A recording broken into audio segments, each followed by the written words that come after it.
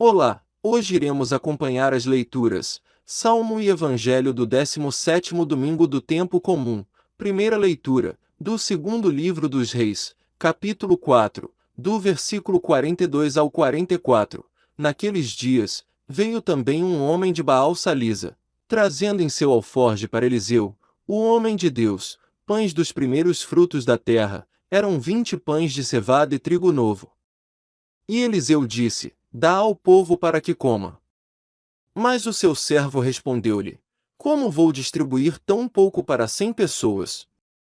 Eliseu disse outra vez: Dá ao povo para que coma, pois assim diz o Senhor: comerão e ainda sobrará. O homem distribuiu e ainda sobrou, conforme a palavra do Senhor. Palavra do Senhor. Graças a Deus. Salmo 144. Saciai os vossos filhos, ó Senhor. Saciai os vossos filhos, ó Senhor. Que vossas obras, ó Senhor, vos glorifiquem, e os vossos santos com louvores vos bendigam. Narrem a glória e o esplendor do vosso reino e saibam proclamar vosso poder. Saciai os vossos filhos, ó Senhor. Todos os olhos, ó Senhor, em vós esperam e vós lhes dais no tempo certo o alimento. Vós abris a vossa mão prodigamente e saciais todo o ser vivo com fartura. Saciai os vossos filhos, ó Senhor. É justo o Senhor em seus caminhos, é santo em toda a obra que ele faz. Ele está perto da pessoa que o invoca, de todo aquele que o invoca lealmente. Saciai os vossos filhos, ó Senhor. Segunda leitura, leitura da carta de São Paulo aos Efésios no capítulo 4. Do versículo 1 ao 6, Irmãos, eu, prisioneiro no Senhor, vos exorto a caminhardes de acordo com a vocação que recebestes, com toda a humildade e mansidão, suportai-vos uns aos outros com paciência, no amor. Aplicai-vos a guardar a unidade do Espírito pelo vínculo da paz. Há um só corpo e um só Espírito, como também há uma só esperança a qual fostes chamados. Há um só Senhor, uma só fé, um só batismo, um só Deus e Pai de todos, que reina sobre todos, age por meio de todos e permanece em todos. Palavra do Senhor. Graças a Deus. Evangelho segundo São João, no capítulo 6, do versículo 1 ao 15. Naquele tempo, Jesus foi para o outro lado do mar da Galileia, também chamado de Tiberíades. Uma grande multidão o seguia, porque viu os sinais que ele operava a favor dos doentes. Jesus subiu ao monte e sentou-se aí, com os seus discípulos. Estava próxima a Páscoa, a festa dos judeus. Levantando os olhos, e vendo que uma grande multidão estava vindo ao seu encontro, Jesus disse a Filipe: Onde vamos comprar pão para que eles possam comer? Disse isso para pô-lo à prova, pois ele mesmo sabia muito bem o que ia fazer.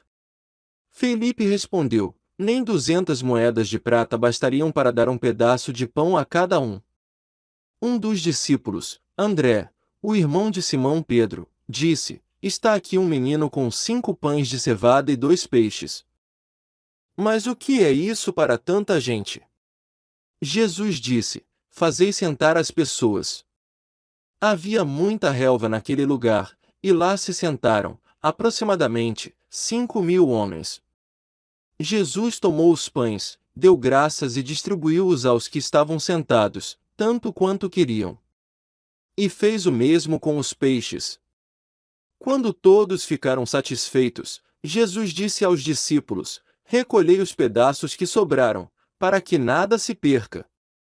Recolheram os pedaços e encheram 12 cestos com as sobras dos 5 pães, deixadas pelos que haviam comido. Vendo o sinal que Jesus tinha realizado, aqueles homens exclamavam: Este é verdadeiramente o profeta, aquele que deve vir ao mundo. Mas, quando notou que estavam querendo levá-lo para proclamá-lo rei, Jesus retirou-se de novo, sozinho, para o monte. Palavra da salvação. Glória a vós, Senhor.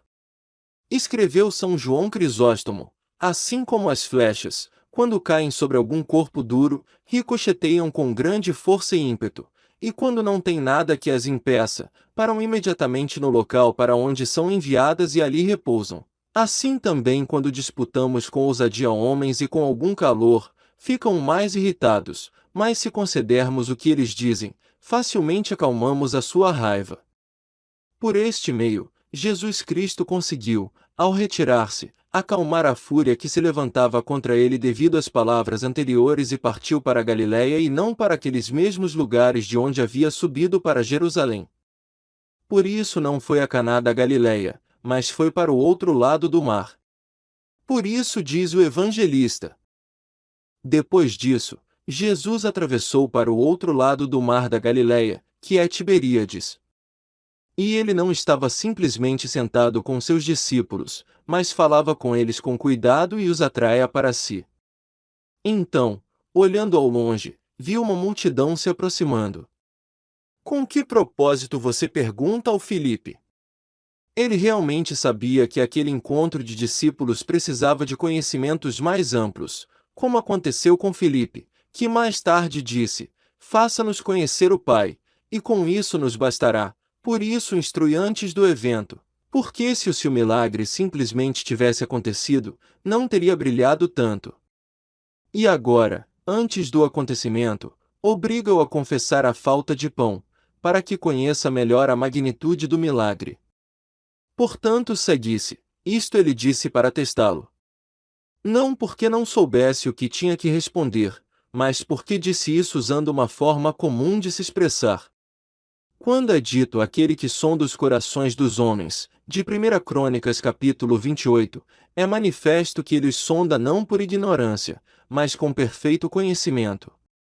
Assim, quando diz aqui que o tentou, não está dizendo outra coisa senão o que certamente já sabia. Mas devemos dizer que quis fazer dele uma testemunha qualificada através desta pergunta, pretendendo levá-lo a um melhor conhecimento daquele milagre. Por isso o evangelista, para que a sua compreensão não fosse prejudicada pela pouca energia da frase, acrescentou, pois ele sabia o que tinha que fazer. Ajude este canal, se inscrevendo e compartilhando o vídeo.